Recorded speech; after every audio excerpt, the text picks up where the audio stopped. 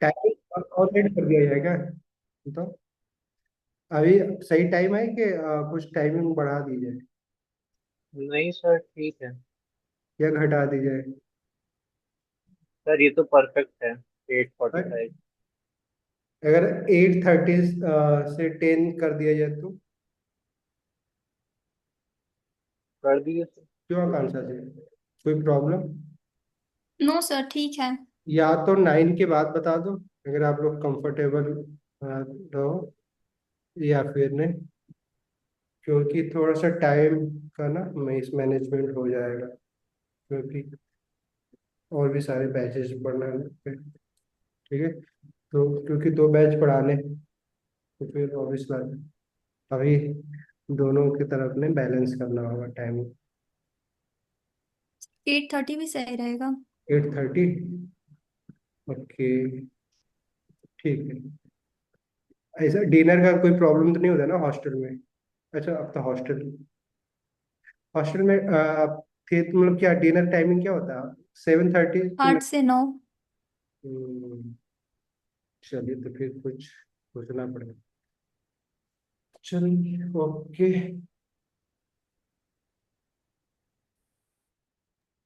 9 बजे भी ठीक रहेगा। हाँ, देखता हूँ, क्योंकि आप लोग तो वैसे भी ना बहुत जल्दी हफ्ते में 4 या 5 दिन करने वाले हैं क्लास। बस एक बार आप लोग फैमिलियर हो जाइए, तो मंडे टू या फिर 4 डे करेंगे, लगातार करेंगे, कोई दिक्कत ऐसा कोई फिर आप लोगों को भी टाइमिंग मिल जाएगा कि हाँ, चलो बाकी के 3-4 दिन आप बैठ के नहीं, अभी क्या होता है अल्टरनेट ही आपको भी पढ़ना होता है। सही रहेगा कि नहीं है कि ये वाला शेड्यूल सही है, मतलब अल्टरनेट? ट्राई कर लेते हैं सर वो वाला भी। क्योंकि उसमें थोड़ा सा हैक्टिक हो जाए हर दिन आपको रिवाइज करना, क्योंकि अगर एक साथ बैठ के करोगे तो काफी ज्यादा कंटेंट हो जाएगा। तो देखिएगा, बताइएगा आप लोग, मतलब 2 में से 1 करेंगे, क्योंकि टाइमिंग बढ़ानी भी है। आवर्स तो नहीं बढ़ेंगे, बट डे बढ़ा सकते हैं, क्योंकि नहीं तो कंप्लीट ही नहीं होगा टाइम से, ये भी तो है।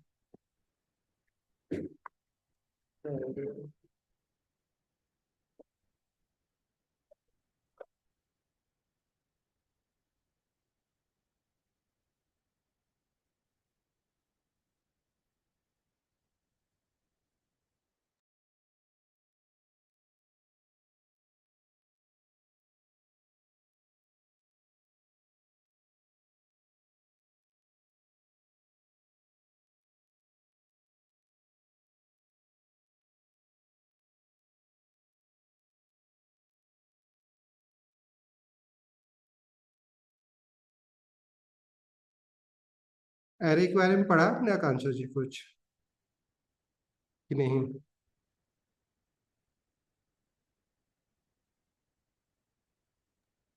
तो एरे के बारे में कुछ पढ़ा? ऑब्जेक्ट तो अब हमने डिस्कस कर लिया, एरे के बारे में कुछ पढ़ा है? जावा। तो कुछ एक्स्ट्रा तो मैंने ऐसे नहीं पढ़ा, पर उसके कुछ ऑपरेशंस पता है कि हाँ पुश पॉप ऐसे करते। ओके, चलिए तो स्टार्ट करते हैं बेसिकली ना, एरे से करते हैं, देन स्ट्रिंग और एरे आज डिस्कस कर लेंगे। बाकी और कुछ डॉक्यूमेंट्स ऑब्जेक्ट के बारे में डिस्कस करेंगे, ठीक है, डॉम के बारे में। तो जैसा कि हमें पता ही है कि एरे, ऑब्वियस बात है कि एरे बनाने के लिए हमें कौन सा स्क्वायर ब्रैकेट का यूज करते हैं हम लोग बेसिकली, नहीं? जैसे ऑब्जेक्ट बनाने के लिए हम लोग कर्ली ब्रैकेट का यूज कर रहे थे, एरे बनाने के लिए हमें सिंपली स्क्वायर ब्रैकेट का यूज जैसे ही करता है, एक इम्पटी एरे क्या हो जाता है, इनिशियलाइज हो जाता है। और एरे का मोस्टली हम यूज क्या करते हैं कि जब हमें मल्टीपल वैल्यू को एक सिंगल किसी वेरिएबल में स्टोर करवाना है, तो हम एरे का यूज करते हैं। एरे और ऑब्जेक्ट, एरे भी ऑब्जेक्ट की तरह ही है, बट ऑब्जेक्ट में की एंड वैल्यू पेयर, की एंड वैल्यू का पेयर होता है। यहाँ पे बेसिकली क्या होता है, की को हम ट्रीट कर सकते हैं एज ए इंडेक्स नंबर को हम की की तरह ट्रीट कर सकते हैं, बट यहाँ पे हमें सिर्फ वैल्यू होती है। जो की जो इंडेक्स वैल्यू होती है बाई डिफॉल्ट हमें पहले से पता होता है जावास्क्रिप्ट इंजन के थ्रू, कि जीरो इंडेक्सिंग होता है, जहाँ पे हम जीरो नंबर से स्टार्ट कर सकते हैं हर एक वैल्यू को, एक इंडेक्स नंबर दे सकते हैं। जैसे कि एग्जांपल कि अगर हम लोग एक स्ट्रिंग का एरे बनाए, तो सिंपल सी बात है कि एरे बनाने के लिए हमें क्या करना होगा, एक स्क्वायर ब्रैकेट का सिंटैक्स स्टार्ट करने के लिए होगा। देन इसके बाद इस एरे में, इसके जावा स्क्रिप्ट में स्पेशली, कि हम किसी भी टाइप के नहीं डेटा टाइप इस एरे के अंदर स्टोर कर सकते हैं। हमें पहले से प्री डिफाइंड, मतलब पहले से बताना नहीं होता है जावास्क्रिप्ट इंजन को कि हम किस टाइप का डेटा टाइप ना इस एरे में ऐड करने वाले हैं, ठीक है। बट टाइप्स एरे भी होता है यहाँ पे, अभी हम लोग पढ़ेंगे बाद में अगर कभी जरूरत पड़ जाती है नोड के साथ। तो अदरवाइज अभी हम लोग क्या करते हैं, एक तरीके से हम लोग इसमें मल्टीपल टाइप की डेटा टाइप ना इस एरे के अंदर स्टोर कर सकते हैं। जैसे कि मान लीजिए हम एक स्ट्रिंग स्टोर करते हैं, और चाहें तो स्ट्रिंग नंबर और बुलियन जो भी डेटा टाइप्स हमने भी पढ़ रखा है, उन सारे डेटा टाइप को एक ही स्ट्रिंग के अंदर हम स्टोर कर सकते हैं। तो अभी हम एक स्ट्रिंग का एरे बनाने जा रहे हैं, नहीं? ओके, चलिए। तो जैसा कि अभी हम लोग पढ़ने वाले ही हैं, क्या मर्न स्टैक फुल फॉर्म कोई जानता है इसका? क्यों, कभी देखा है, पढ़ा है? Full yes sir. क्या है, मोंगोडीबी और सर एक एक्सप्रेस जेएस होता है, एक्सप्रेस होता है, ठीक है। ओके, और सर और रिएक्ट रिएक्ट, ठीक। जेएस, और क्या नोड होता जेएस। है, node JS, sorry, react and node JS. वैसे ही अगर बात करें मीन डेवलपमेंट भी एक होता है, ये मर्न डेवलपमेंट है, मीन डेवलपमेंट भी होता है, पता है कुछ? नहीं, नहीं सर, वो नहीं नहीं देखा। पता है। तो बेसिकली ना ये सब स्टैक है। जब हम एक कंप्लीट प्रोजेक्ट कोई भी बनाते हैं तो हमें मल्टीपल टेक्नोलॉजी की जरूरत होती है, नहीं? तो ये एक बस एक तरीका है कि हम इस सारी टेक्नोलॉजी को कंबाइन करके अपना फुल स्टैक का प्रोजेक्ट बना सकते हैं, ठीक है। वैसे ही रिएक्ट की जगह पे आप कोई और लाइब्रेरी या फ्रेमवर्क यूज कर सकते हैं। जैसे कि मीन में क्या हो जाता है, एक्सप्रेस हम यूज करते हैं, एंगुलर यूज कर लेते हैं तो मीन हो जाता है वो, नहीं? बाकी नोड और एक्स मोंगोडीबी। चलिए, तो जैसे कि अभी हमने ये एक एरे बनाया, देन इस एरे को हम क्या कर सकते हैं, सिंपली एक वेरिएबल में स्टोर कर सकते हैं, नहीं? जिसका नाम हमने क्या दे दिया, मर्न, ठीक है। ओके, तो एरे हमें हम ऑब्वियस बात है मल्टीपल वैल्यू, इस वैल्यू को एक्सेस और मॉडिफाई करने का भी हमारे पास कुछ ना कुछ मेथड होने चाहिए। तो जावास्क्रिप्ट में हमें कुछ बिल्ट इन मेथड मिल जाते हैं जिसकी हेल्प से हम क्या कर सकते हैं, इस एरे के अंदर हम डेटा को पुश भी कर सकते हैं, ठीक है। और इस एरे के अंदर के डेटा को हम एक्सेस भी कर सकते हैं, क्लियर? तो ऑब्वियस बात है, अगर देखा जाए तो एरे की स्टार्टिंग लेफ्ट साइड से हो रही है, राइट साइड में एंड हो रहा है, नहीं? तो अगर हमें अगर एरे की पहली वैल्यू अगर काउंट करना है, अगर नंबरिंग करना है इस वैल्यू की कि पहले पोजीशन पे क्या है, तो पहले पोजीशन पे यहाँ पे क्या दिख रहा है आपको, एरो मंगो डीबी दिख रहा है जिसकी पोजीशन क्या है। मतलब मोस्टली हम काउंटिंग वन से शुरू करते हैं, बट जावा एरे के केस में हम काउंटिंग कहाँ से स्टार्ट करेंगे, जीरो से स्टार्ट करेंगे। तो पहले पोजीशन पे हमारा क्या है, मंगो डीबी, जिसको हमने क्या दिया, काउंट, जब काउंट कर रहे हैं तो पहला पोजीशन दिया जीरो, ठीक है। देन ये हमारा वन पोजीशन होगा, ठीक है, ये टू पोजीशन होगा, ये थ्री होगा, ऐसे ही जितने भी एलिमेंट होंगे उनकी हम काउंटिंग कर सकते हैं, पर स्टार्ट कहाँ से होगी, जीरो से होगी काउंटिंग। और इसी नंबर को हम क्या बोलते हैं, जावा स्क्रिप्ट में इंडेक्स बोल देते हैं, नहीं? तो ठीक है, तो जो एरे होता है एक इंडेक्स बेस वैल्यू होती है। ये इंडेक्स नंबर पहले से प्री डिफाइंड है, आप अपने से यहाँ पे डिक्लेयर नहीं कर सकते हैं कि हम चलो पहले पोजीशन को टू दे देते हैं, थ्री दे देते हैं, थ्री से स्टार्ट करते हैं, नहीं, ऐसा कुछ नहीं कर सकते, जीरो से ही स्टार्ट होगा, क्लियर? तो इसीलिए हमें जब ऐसा डेटा टाइप बना रहे हैं जहाँ पे बेसिकली ऑब्वियस बात है ऑर्डर मैटर करता है। अगर इसमें अगर हमें इसका ऑर्डर चेंज कर दे तो वैल्यू भी गेट मतलब बेसिकली चेंज हो जाएगी, नहीं? अगर कोई भी वैल्यू पहले ऑर्डर पे हमने कोई एक्सेस कोई दूसरी वैल्यू पोस्ट कर दिया तो अब इस मोंगोडीबी का इंडेक्स नंबर चेंज हो जाएगा, नहीं? तो बेसिकली ऑर्डर पे डिपेंड करता है कि वैल्यू हमें कौन सी गेट होने वाली है। बट जावा सिर्फ ऑब्जेक्ट में ऐसा नहीं था, हम की जो भी वैल्यू हमें गेट करना है उसका की हम अगर मेंशन करते हैं तो अभी साथ हमें वो वैल्यू गेट हो जाएगी। तो वहाँ पे ऑर्डर नहीं मैटर करता, बट यहाँ पे ऑर्डर मैटर करता है, ठीक है। तो अभी जैसे कि मैंने बताया कि हमारा काम क्या है, इस जावा स्क्रिप्ट में मॉडिफाई करना, इसके ऑब्जेक्ट जो भी इसमें वैल्यू है उसको एक्सेस करना, डिलीट करना, मॉडिफाई करना, यही सारे हमें ऑपरेशन करने होते हैं एक एरे के थ्रू, ठीक है। और रोल हम इसका कहाँ पे करते हैं, जब भी हमें कोई ऐसी लिस्ट बनानी है जहाँ पे हम ऑर्डर हमारे लिए रिक्वायर्ड होता है, ठीक है, तो वहाँ पे हम एरे का यूज करते हैं। बट मोस्टली केसेस केसेस में हम क्या करते हैं, ऑब्जेक्ट का यूज करते हैं, क्लियर। क्योंकि एरे में बहुत सारे, जैसे मैंने क्या बताया कि जब भी हम कोई भी वैल्यू क्रिएट करते हैं तो ऑब्वियस बात है कि ये सारी वैल्यू हमारे जावास्क्रिप्ट के जो भी मेमोरी है उसमें स्टोर होगी, नहीं। तो एरे के लिए जो मेमोरी स्टोर की जाती है प्लस नहीं, अभी जो हमारा जावास्क्रिप्ट इंजन, क्योंकि मेमोरी हम डिफाइन नहीं करते हैं कि कितना, अगर हम कोई वेरिएबल बेसिकली कोई डेटा टाइप हम यूज कर रहे हैं, ठीक है, तो उस वैल्यू को जो हम यहाँ पे भी स्टोर करने जा रहे हैं या फिर में यूज कर रहे हैं, उस वैल्यू को कितनी मेमोरी अलॉट होगी, नहीं, हमने पहला एक डायग्राम बनाया था ग्रिड बना के कि जब भी हम स्टोर कर रहे हैं तो उसके लिए पार्टिकुलर कुछ बाइट्स मेमोरी अलॉट की जाती। और जैसे सी में हम डिफाइन करते हैं कि हम कितनी मेमोरी अलॉट कर सकते हैं, उसको मैनेज कर सकते हैं। बट जावास्क्रिप्ट में ये सारा काम जावास्क्रिप्ट इंजन करती है।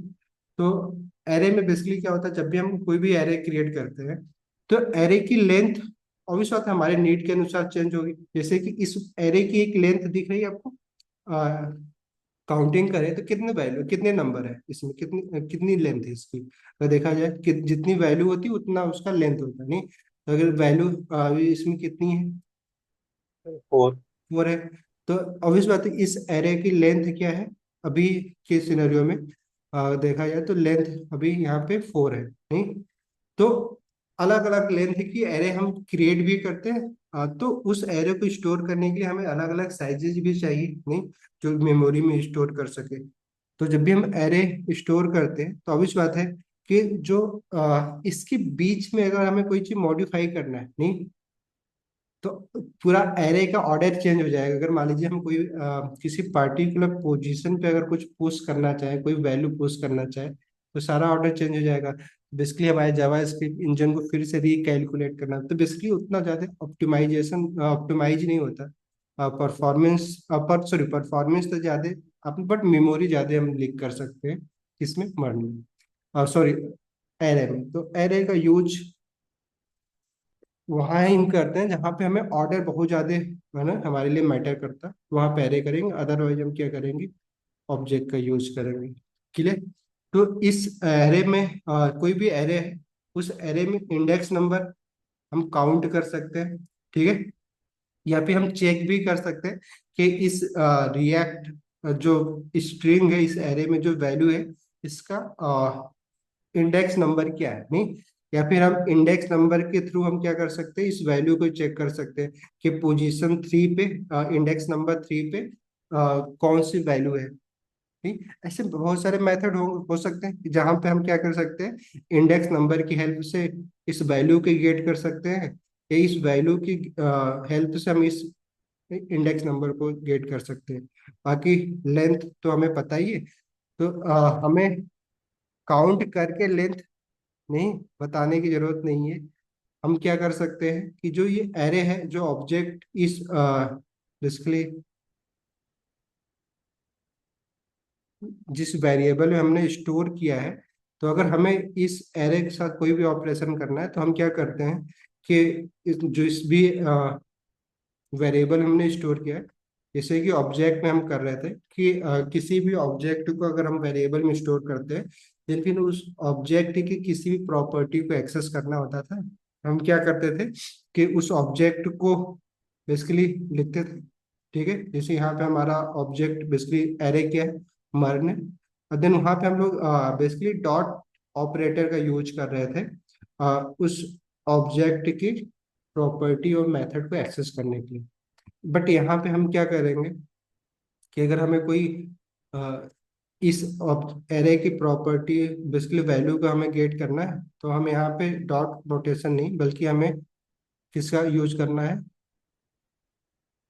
स्क्वायर ब्रैकेट का यूज करना है। तो हम क्या करेंगे, मर, और देन उसके बाद ऑब्वियस बात है कि हमें जिस भी पोजीशन की वैल्यू चाहिए, मान लीजिए हमें पोजीशन 3 पे क्या वैल्यू है, अगर वो चाहिए तो ऑब्वियस बात है उस पोजीशन का इंडेक्स नंबर देते हैं, ठीक है। काउंटिंग कहाँ से स्टार्ट करेंगे, 0 से। तो अगर मैं ये लिखता हूँ तो रिटर्न में क्या आएगा हमें, ऑब्वियस बात है। अब मैं कमेंट हमें कैसे क्रिएट कर, जावास्क्रिप्ट कमेंट क्रिएट करने के लिए डबल स्लाइस का यूज कर लेते हैं। तो ये बेसिकली हमें क्या रिटर्न करेगा, नोड रिटर्न कर देगा। नहीं, क्लियर। वैसे ही अगर पोजीशन 1 पे क्या वैल्यू है अगर वो हमें गेट करना है, तो अब इस बात हम क्या करेंगे, मर पोजीशन 1 पे क्या है, तो क्या रिटर्न होगा हमें, एक्सप्रेस हो जाएगा। क्यों, ऐसे ही होगा। तो हम क्या कर सकते हैं कि अगर हमें किसी भी पार्टिकुलर इंडेक्स पे कोई वैल्यू गेट करनी है, तो उस एरे के साथ उस पर्टिकुलर पोजीशन का इंडेक्स नंबर दे देंगे, ठीक है। इंडेक्स नंबर हम पता कर सकते हैं कि अगर हमें या तो इंडेक्स नंबर पता हो या तो वैल्यू पता हो। नहीं, तो अगर वैल्यू पता होगा तो इंडेक्स नंबर पता कर सकते हैं, अगर इंडेक्स नंबर पता है तो हम क्या कर सकते हैं, पता, वैल्यू पता है। बट दोनों अगर वेरिएबल नहीं अननोन होगा तो फिर आपके लिए प्रॉब्लम हो सकती है, ठीक है। जैसे एग्जांपल कि अगर आपके पास एक इक्वेशन है जिसमें दो वेरिएबल दोनों अननोन है, तो obvious बात है, आपको दो इक्वेशन की जरूरत होती है। वैसे यहाँ पे नहीं, ये दोनों वेरिएबल अननोन नहीं होने, दो में से एक पता होगा तो हम दूसरे को फाइंड आउट कर सकते हैं। क्लियर। ये लेंथ, अगर हमें किसी भी ऑब्जेक्ट की लेंथ पता करनी है तो हम क्या करेंगे कि सॉरी, इस एरे का नाम जो भी हमारा है, एरे वेरिएबल जिसमें हमने स्टोर किया, डॉट लेंथ बेसिकली एक प्रॉपर्टी है, ठीक है।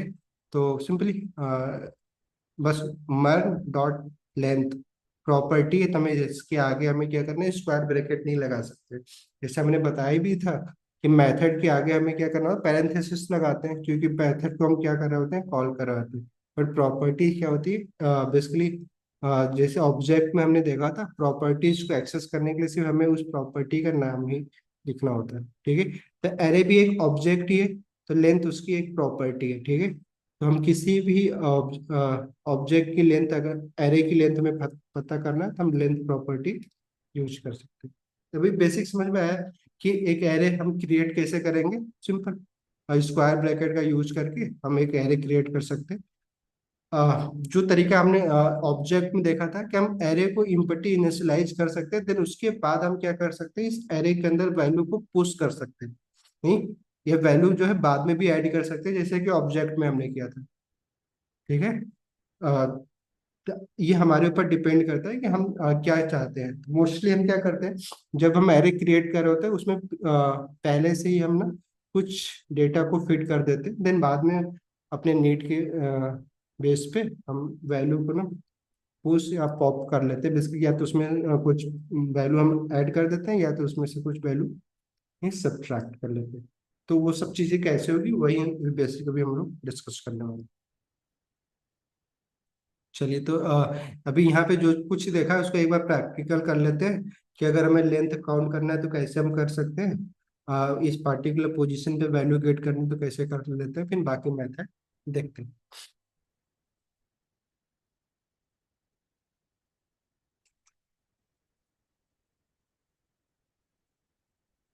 ओके, तो जैसा कि अभी हमारे पास पता है, इस जो हमारे पास एरे है उसकी लेंथ अगर हमें पता करना है तो हम क्या करेंगे, लेंथ प्रॉपर्टी, जैसे मैंने बताया ये प्रॉपर्टी पैरेंथेसिस लगा, देखिए ऑब्वियस बात है।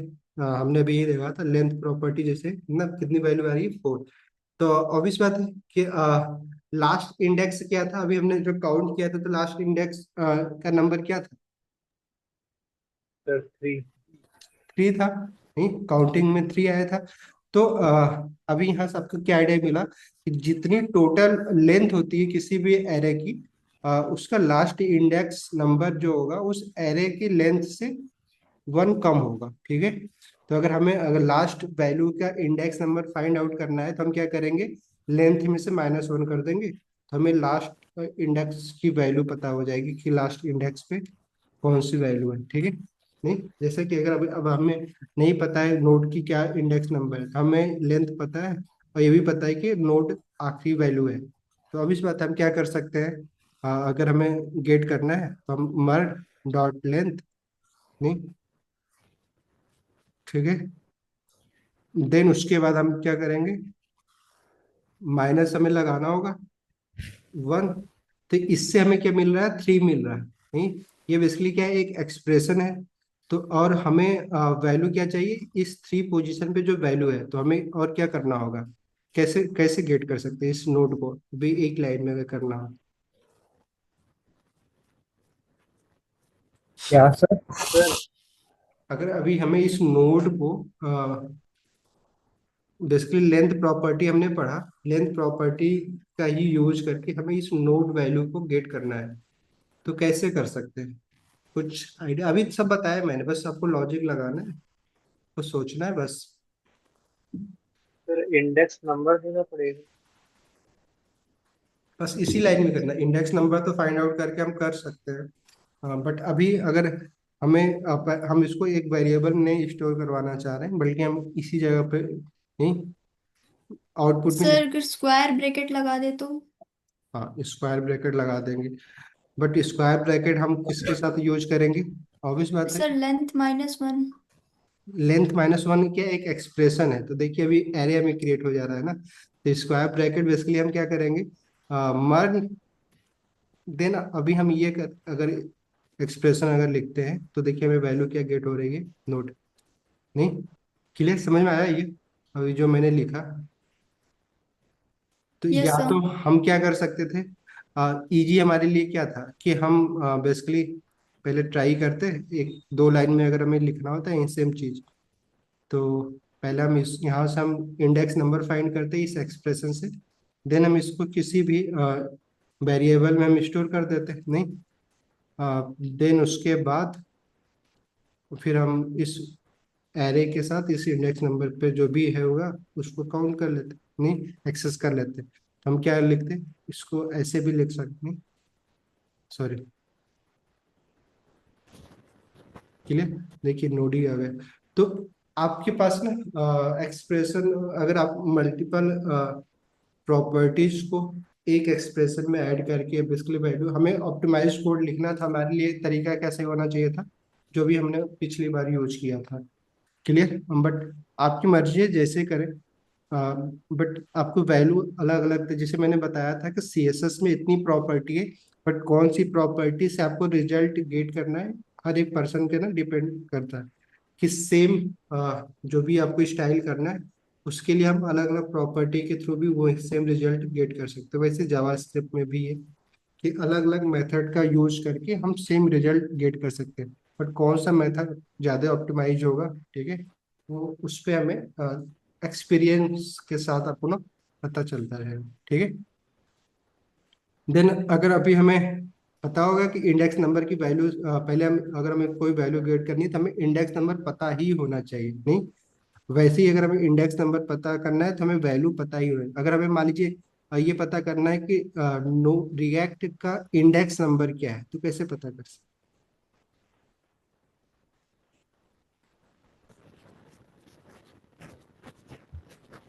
क्यों, सर इसका भी सर कुछ या होगा तो प्रॉपर्टी इंडेक्स वगैरह। ऑफ प्रॉपर्टी का यूज करके। इंडेक्स ऑफ प्रॉपर्टी, ठीक है, बहुत बढ़िया, तो क्या कैसे करेंगे, सिंपली हमें मर्ज, मर्ज डॉट हाँ, इंडेक्स ऑफ, और वो वैल्यू दे देंगे इंडेक्स ऑफ, नहीं, सिंपली, और देन हमें जिसका भी पैरेंथेसिस। इंडेक्स पता करना, क्योंकि ये एक फंक्शन है इसलिए हमें पैरेंथेसिस लगाना होगा, और फिर जिस भी वैल्यू का इंडेक्स नंबर पता करना है उसको हम मेंशन यहाँ कर देंगे, रिएक्ट, देखिए रिएक्ट का क्या है वैल्यू, इंडेक्स नंबर तो 2 है। तो बेसिकली हमें अभी क्या समझ में आ रहा है कि अगर हमें ये पता हो मेथड और प्रॉपर्टीज के बारे में पता हो रिएक्ट के, सॉरी रिएक्ट करें एरे के, तो हम बड़ा इजीली हम उसके साथ ऑपरेशन परफॉर्म कर सकते हैं, इसीलिए हमें मेथड और प्रॉपर्टीज के बारे में जानना है, तो इसीलिए डिटेल में कौन कौन सी प्रॉपर्टी और किस सिनेरियो में कौन सी प्रॉपर्टी, क्योंकि याद तो कर नहीं सकते इतनी सारी प्रॉपर्टी, तो उसको समझने की कोशिश करेंगे सेम, क्योंकि ये जो एरे है बेसिकली स्ट्रिंग का कलेक्शन है। स्ट्रिंग जो है बेसिकली एक वर्ड है, वैसे ही स्ट्रिंग भी क्या है, एक एरे ही होती है, बट वो करेक्टर की है ना, करेक्टर का एरे हम उसको ट्रीट कर सकते हैं। बेसिकली जो भी स्ट्रिंग है, जैसे एग्जांपल कि सेम अगर हमने हमें एक कोई स्ट्रिंग को अगर हम str किसी वैल्यू में स्टोर करते हैं, जस्ट लाइक ये डेवलपमेंट, तो ऑब्वियस बात है, ये स्ट्रिंग है, बट इसको भी हम एरे की तरह ही ना, एरे की बहुत सारी प्रॉपर्टी हम इस पे भी अप्लाई कर सकते हैं। जैसे कि अगर इस स्ट्रिंग की अगर हमें लेंथ पता करना है तो हम क्या करेंगे, ऑब्वियस बात है, एरे स्ट्रिंग लिखेंगे, देन लेंथ प्रॉपर्टी हमें यहाँ पे भी मिल जाती है स्ट्रिंग में। ठीक है, देखिए कितना आ रहा है, 11 आ रहा है। ठीक है, बट याद रखिएगा लेंथ में ना स्पेस काउंट होता है। अगर मैं इस स्ट्रिंग में एक स्पेस क्रिएट कर दूं, तो ऑब्वियस बात है कि अब अगर मैं इसका ये लेंथ, देखिए भी लेंथ कितना दिखा रहा है, अब 13 हो रहा है, नहीं? तो याद रखना है ये। तो हमें जब भी हम कोई भी प्रोजेक्ट करेंगे, तो हमें जैसे किसी भी यूजर से इनपुट में अगर हम कोई स्ट्रिंग ले रहे हैं, नहीं, तो हमें इसलिए हमने जब पहली बार अभी पीछे पढ़ा था ना लास्ट टाइम, कि जब इनपुट को हम गेट कर रहे थे तो हम वहाँ पे ट्रिम मेथड यूज कर रहे थे। ट्रिम से क्या हो रहा था कि वाइट स्पेस जो भी एक्स्ट्रा स्पेस यूजर के थ्रू बाय डिफॉल्ट, या फिर नहीं, अगर उन्होंने कोई भी एरर अगर ऐसा आता है तो उसको हम क्या करें, पहले से ट्रिम करके सिर्फ एग्जैक्ट जितनी लेंथ है उसको काउंट कर सकें। ठीक है, क्लियर? तो अभी इस स्ट्रिंग जो पढ़ेंगे, इसलिए हमें स्ट्रिंग और एरे को ना लगभग साथ ही में पढ़ेंगे, अ, ताकि ना आप कंपेयर कर सके। ओके, तो चलिए अभी अभी तो एरे के बारे में पढ़ते हैं। ठीक है, ओके, ये हमारा एरे है। अगर हमें इस एरे में हमें अभी इंडेक्स नंबर वैल्यू गेट करने का तो पता होगा, बट अगर मान लीजिए हमें अगर कोई वैल्यू इसमें पुश करना है, ठीक है, और किसी पार्टिकुलर पोजीशन पे पुश करना है, तो क्या करना होगा? चलो, रिएक्ट के बाद हमें अगर एक वैल्यू पुश करनी है तो क्या करना होगा? फिर डॉट पुश कर देंगे और ब्रैकेट में इंडेक्स नंबर। डॉट पुश कर लेंगे? नहीं नहीं, और फिर इंडेक्स नंबर भी देना होगा। पुश मेथड तो ऑब्वियस बात है ना, ऑब्वियस उसमें इंडेक्स नंबर नहीं, वो हमेशा आपको क्या करेगी, इस एरे के लास्ट में पुश करेगा। तो अगर बिल्ट इन मेथड यूज करेंगे तो फिर तो वैसे ना सेम तरीके से ही काम करने वाला, क्योंकि पहले से प्री डिफाइंड है मेथड, नहीं? तो पुश पॉप तो आपको ना हमेशा क्या करेगा, इस एरे के लास्ट में वैल्यू को ऐड करेगा या फिर रिमूव करेगा। वैसे शिफ्ट और अनशिफ्ट क्या करेगा, स्टार्टिंग में वैल्यू। बट मैं क्या बोल रहा हूँ, रिएक्ट के जस्ट बाद अगर हमें करना है तो क्या करना होगा? क्यों चिराग जी? पुश पॉप तो पर अगर ऐसे कर दें, मान लीजिए मान हम लोग ने लिखा, फिर स्क्वायर ब्रैकेट में हम लोग ने इंडेक्स नंबर दे दिया मान लीजिए रिएक्ट के बाद, तो उसके हिसाब से स्क्वायर ब्रैकेट में हम लोग को 3 देना पड़ेगा और इज इक्वल टू जो भी हमें ऐड करना है। वही करना ही है। हमेशा होता है किसी पोजीशन में वैल्यू, अभी हमारे पास क्या था कि अगर हमें इस पोजीशन पे वैल्यू को गेट करना था, तो हम क्या कर रहे थे कि सिंपली हम एरे का, नहीं, एरे का नेम लिख रहे थे, देन स्क्वायर ब्रैकेट में उस पोजीशन पे इंडेक्स दे। बट अब हमें वहां पे क्या करना, वैल्यू को असाइन करना है, गेट नहीं करना है, असाइन करना है। ठीक है, सेट करना है बेसिकली। तो हमें बेसिकली असाइन करने के लिए हम इक्वल, जो हमारे असाइनमेंट ऑपरेटर उसका यूज करेंगे, नहीं? तो अगर हमें अभी मान लीजिए सपोज दैट किसी अभी हम ये पोजीशन नहीं गेट करने के लिए बोल रहे हैं, बट आपको कोड लिखेंगे तो आपको पहले से पता नहीं है, बट हमें अभी यहाँ पे पता है पोजीशन, इंडेक्स नंबर। तो हम क्या लिखेंगे, बेसिकली किस पोजीशन पे हमें करना है, थर्ड पोजीशन पे करना है। ठीक है, इंडेक्स नंबर पे। तो अभी मैं लिख दे रहा हूँ, बट ये पहले आपको पता होना चाहिए, आप ऐसे काउंट करके नहीं यहाँ पे लिखेंगे। देन उसके बाद हमें क्या करना है, इस पोजीशन पे एक वैल्यू असाइन करना है। असाइन करने के लिए हम कुछ भी कर सकते हैं, नहीं? नेक्स्ट जेएस, ठीक है। तो अभी क्या होगा, वैल्यू हमारी असाइन हो गई है। देन अगर अब चेक करेंगे तो देखिए मर्न कहाँ पे आ रहा है, पोजीशन 4 पे नेक्स्ट जेएस हो गया, बट जो पोजीशन 4 की वैल्यू थी वो डिलीट हो गई, ऐसा ओवरराइट हो गया। ओवरराइट हो गई। ओके, ओवरराइड हो गई, क्यों? क्योंकि ओवरराइड इसलिए हो गई क्योंकि हमने जो वैल्यू थी इससे सेट हुई थी, देन उसके बाद हम उसको बेसिकली गेट हुई थी मार्क 3 की पोजीशन पे, देन उसके बाद हमने इसको सेट कर दिया, उस वैल्यू से रिप्लेस कर दिया बेसिकली। नहीं तो क्या पॉसिबल नहीं है जब मतलब एरे में कि हमें अगर किसी पोजीशन पे अगर वैल्यू को सेट करना है तो क्या पॉसिबल है? है सोच, सर, कुछ ना कुछ तो होगा, क्वेश्चन है प्रॉपर्टी या ये, मैथड। काफी नहीं इम्पोर्टेंट क्वेश्चन है कि एरे में अगर कर सकते हैं तो कैसे करेंगे और क्यों नहीं कर सकते, अब नहीं कर रहे, नहीं करना चाहिए तो क्यों नहीं करना चाहिए। अब सर्च करिएगा इस लास्ट में कभी ऑप्टिमाइजेशन के समय में ये देखेंगे। अभी हमें क्या करना है, बस सिंपली एरे में हम हमेशा, क्योंकि बीच में हमें वैसे भी नहीं करना चाहिए, क्योंकि बीच में अगर हम कोई भी ऑर्डर अगर हम करते हैं तो सोचिए सारा ऑर्डर चेंज हो जाएगा। नहीं, अगर कोई वैल्यू हम कर रहे हैं तो सही तरीका तो है नहीं, ऑब्वियस बात है नहीं। बट अगर हम करना भी चाहें तो कैसे कर सकते हैं कि नहीं कर सकते हैं, अब आप देखिएगा, बताइएगा। और नहीं हो सकता है तो क्यों नहीं हो सकता, कभी सर्च करिएगा टाइम मिले आप लोगों को। बट हमें क्या करना है कि हम जब एरे में अगर, या तो हम क्या कर सकते हैं स्टार्टिंग में हम किसी पोजीशन पे हम वैल्यू को पुश कर सकते हैं, और या फिर हम लास्ट में कर सकते हैं। इसके लिए हम चाहें तो सिंपली इंडेक्स नंबर का यूज करके भी हम पुश करना चाहें तो हम पुश कर सकते हैं। अदरवाइज हम क्या कर सकते हैं कि जो हमारे पास ना बिल्ट इन मेथड है कि एरे के साथ हमें एक मेथड मिल जाता है पुश मेथड। ठीक है, मेथड मैं क्यों बोल रहा हूँ, क्योंकि ये एक फंक्शन ही है, ये मेथड है तो हमें ऑब्वियस बात है इसमें आर्गुमेंट पास करने होंगे, तो जितने भी हम चाहे इसके अंदर वैल्यू को पास कर सकते हैं एज ए आर्गुमेंट। अगर मान लीजिए हमें कोई वैल्यू पास करनी है, सेम हमें नेक्स्ट जेस तो हमारा इसमें हो ही गया है एरे में, अब इसमें हम फिर से नोट नहीं ऐड करना चाह रहे हैं। और देन अगर हमें मल्टीपल वैल्यू पुश करनी है तो कामा लगा के मल्टीपल आर्गुमेंट पास कर सकते हैं। नहीं, क्लियर?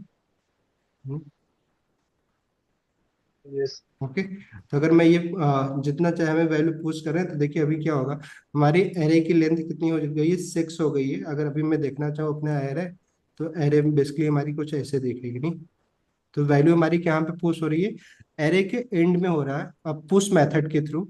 वैसे ही अगर हमें लास्ट एलिमेंट को रिमूव करना है तो हम क्या कर सकते हैं, पॉप मेथड का यूज कर सकते हैं। ठीक है, तो करने के लिए अब सिंपली हम एरे का नेम मेंशन करना होगा हमें, देन उसके बाद पॉप मेथड यूज कर लीजिए।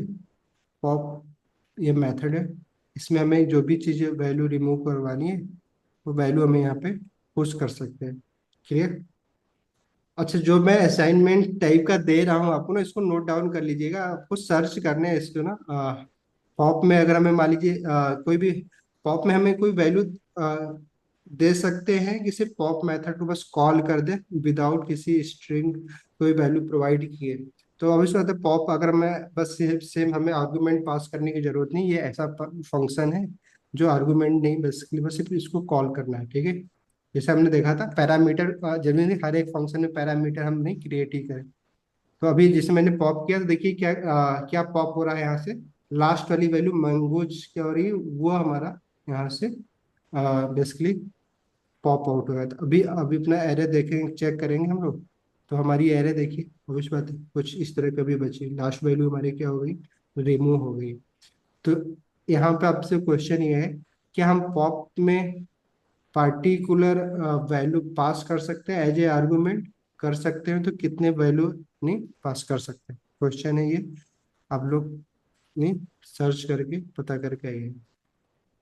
ओके, तो अभी हमने क्या देखा कि दो मेथड जो बिल्ट इन मेथड है पुश एंड पॉप, जिसकी हेल्प से हम क्या कर सकते हैं किसी भी एरे के लास्ट में वैल्यू को पुश कर सकते हैं या तो रिमूव कर सकते हैं। वैसे ही अगर हमें एरे की स्टार्टिंग में अगर कोई वैल्यू नहीं पुश करनी है या फिर रिमूव करनी है, तो हमारे पास अदर मेथड मिल जाते हैं जो कि बिल्ट इन ही है। तो हम क्या कर सकते हैं, अगर हमें स्टार्टिंग में अगर कोई वैल्यू को पुश करनी है तो हम क्या करेंगे, शिफ्ट मेथड का यूज करेंगे। शिफ्ट एक मेथड है जहाँ पे भी अगर हमें कोई भी प्रॉपर्टी अगर हमें पुश करनी है, जैसे कि स्टार्टिंग में अगर कुछ भी अगर पोस्ट करना है, चलो डेवलपमेंट मैंने पुश करना है तो अभी मैं करूँगा, तो अभी इस सर बात। सिर्फ तो रिमूव करने के लिए होता है ना, ओके। अनशिफ्ट शायद ऐड करने के लिए होता है स्टार्टिंग में। तभी देखिए हमारा मोंगो डीबी ना क्या हो गई, ये बेसिकली शिफ्ट हो गया, बेसिकली रिमूव हो गई। अभी देखेंगे तो हमारा पहली वैल्यू रिमूव, सिंपल। शिफ्ट क्या है, रिमूव करने के लिए होता है। अनशिफ्ट बेसिकली हमें क्या पुश करना होगा, तो हमें अनशिफ्ट का यूज करना होगा। तो यहाँ पे अगर मैं अनशिफ्ट कर दूं,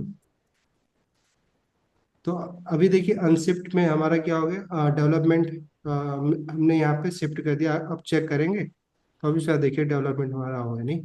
शिफ्ट क्या कर रहा है, स्टार्ट फर्स्ट वैल्यू को रिमूव कर रहा है, ठीक है। अनशिफ्ट क्या कर रहा है, अब इस बात है पुश कर रहा है, नहीं पहले इंडेक्स नंबर पे, ठीक है, स्टार्ट में। तो शिफ्ट में हमारे इस आर्गुमेंट का कोई रोल तो है नहीं, ठीक है। तो सेम क्वेश्चन यहाँ पे भी है जो पॉप के साथ था, कि शिफ्ट के साथ क्या हम आर्गुमेंट पास कर सकते हैं, नहीं कर सकते हैं, तो कितने आर्गुमेंट पास कर सकते हैं, ठीक है। बस ये आपको देखना है शिफ्ट और पॉप के साथ। डेवलपमेंट है, उसमें है नहीं ना। क्या हुआ,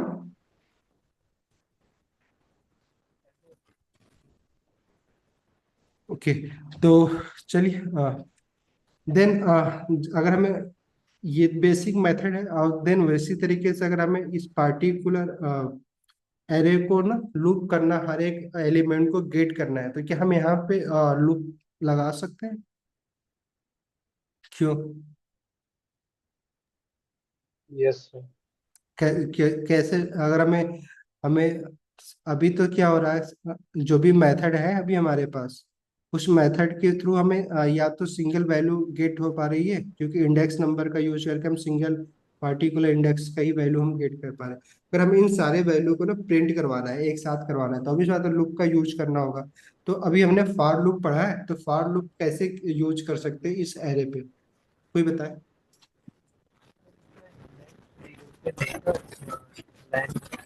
दे देंगे लास्ट।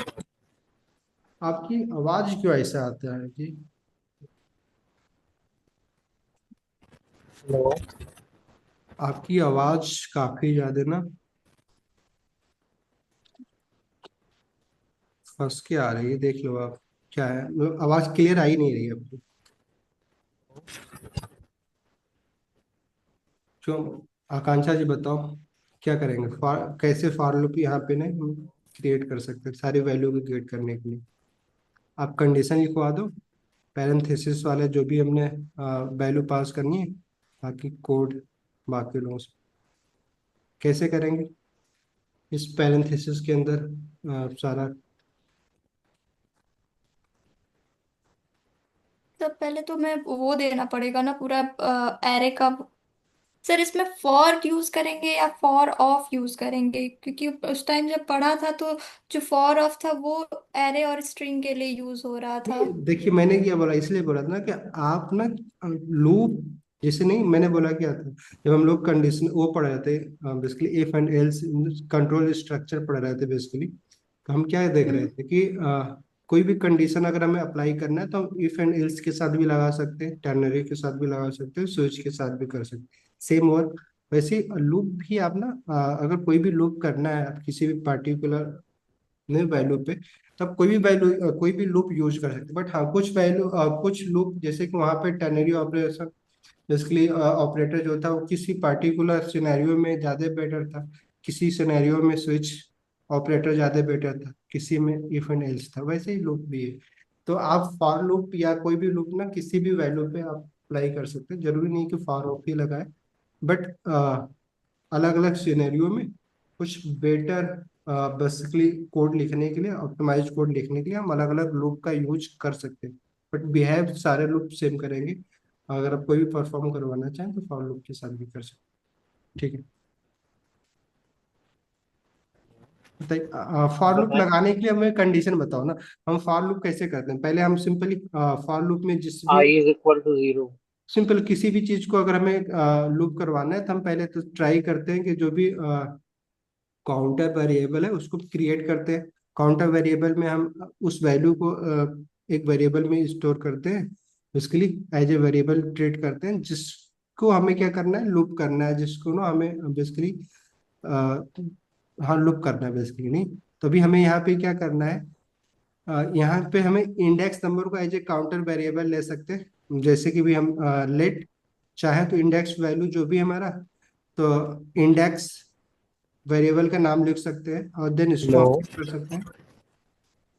इसमें इसको एक वैल्यू प्रोवाइड कर सकते हैं, क्योंकि इंडेक्स नंबर हमें पता है कि जीरो से स्टार्ट होते हैं, तो हम जीरो यहाँ पे दे सकते हैं। नहीं मतलब ऐसा नहीं कि जीरो ही हम प्रीडिफाइन, बट हमें पता है कि एक एरे के लिए हम ये लूप लगाने जा रहे हैं, तो एरे में इंडेक्स नंबर जीरो से स्टार्ट होता है तो हम जीरो दे दिया, बट आपकी मर्जी है, और वन से भी स्टार्ट कर सकते हैं।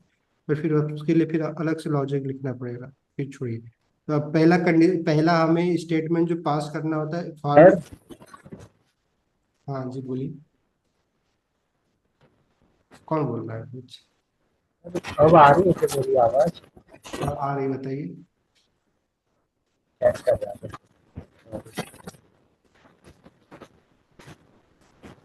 कुछ बोल रहे हैं आप? नहीं सर।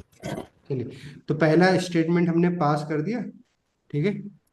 देन उसके बाद सेकेंड स्टेटमेंट में हम क्या करते हैं, इस वेरिएबल बेसिकली कैसे वेरी करेगा उसके लिए हम कंडीशन लिखते हैं। बेसिकली हमारा कंडीशन, ये वेरिएबल को हम चेक करने के लिए कि किस कंडीशन में ये ट्रू होगा, किस कंडीशन में फॉल्स होगा, ताकि हम अपने लूप को बेसिकली कंट्रोल कर सकें। तो इंडेक्स जो वैल्यू होगी, हम चाहते हैं कि ये इंडेक्स वैल्यू तब तक बेसिकली हमारा लूप स्टार्ट है जब तक कि इंडेक्स वैल्यू क्या हो, क्या हो, less than man dot length. Less than man dot length. Dot length. Length. जी। ओके, लेस देन इक्वल भी लगा सकते हैं कि नहीं? हम्म, तो नहीं लगा सकते। नहीं लगा सकते हैं? ज- ये कौन बोल दिया नहीं लगा सकते? मैं लगा दे रहा हूँ। क्यों? लगाना ही तो है, कुछ तो और कर सकते हैं। नहीं हाँ, अब लगा सकते हैं। हाँ तो लगा सकते हैं नहीं? ओके, चलिए। तो बस मैं चाह रहा हूँ कि आप लोग ना थोड़ा सा बस ना इंडेक्स प्लस प्लस हम लगा रहे हैं, क्योंकि हम हर एक इंडेक्स वैल्यू को स्टोर करना चाह रहे हैं बेसिकली। तो ये बेसिकली शॉर्ट फॉर्म में हमने पिछले बताया था कि हम इस असाइन कर सकते हैं वैल्यू को, जो भी हमें वैल्यू इसमें करना है, बट हम अभी इंडेक्स प्लस प्लस कर रहे हैं क्योंकि हमें हर एक इंडेक्स नंबर पे लूप नहीं परफॉर्म करवाना है।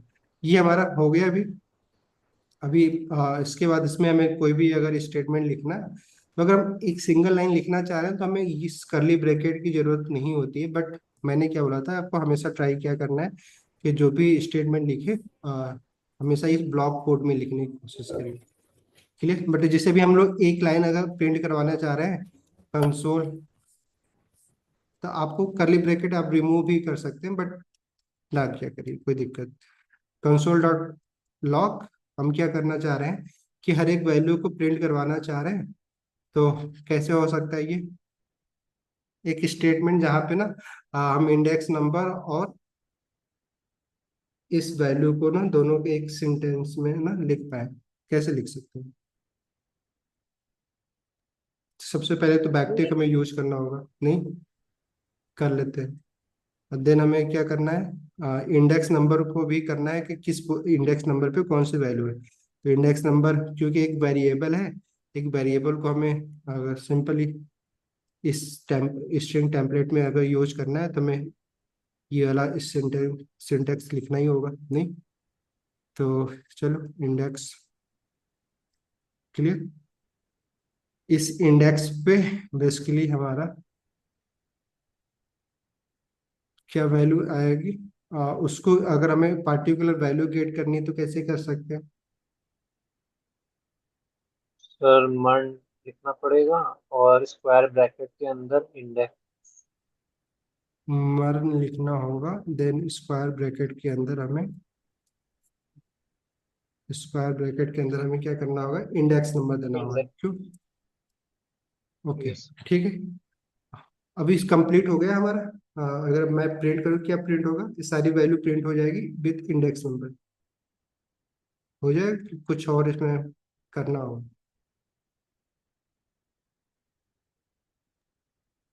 लग तो नहीं रहा है।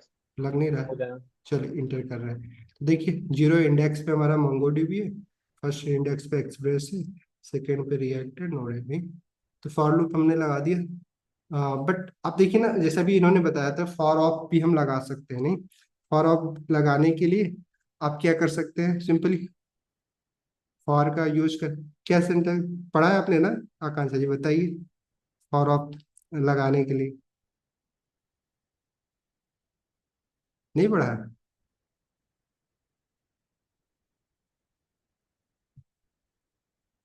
क्यों आकांक्षा जी? यस सर, पढ़ा था। पढ़ा था ना, बताओ। Yes sir.